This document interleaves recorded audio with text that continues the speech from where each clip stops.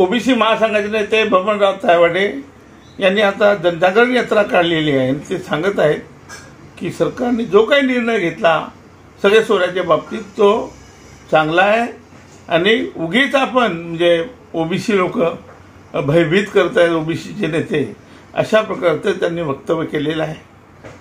हे अत्यंत चुकीचं आहे. दुसरीकडे आमचे भुजबळ साहेब हे सुद्धा जे ओबीसीला सांगतायत की मराठा समाजाला आरक्षण देण्यात माझा काही आमचा विरोध नाही आहे, परंतु ओबीसीला धक्का लागू नये. पण कुठून देणार, कसा देणार हे मात्र ते सांगत नाही.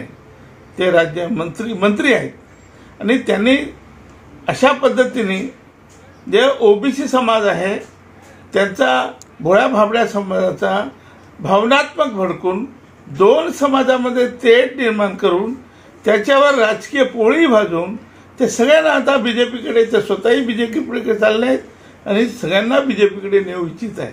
हे दोन्ही ओबीसी समाजाचे नेते हे ओबीसी समाजाला मूर्ख बनवत आहेत.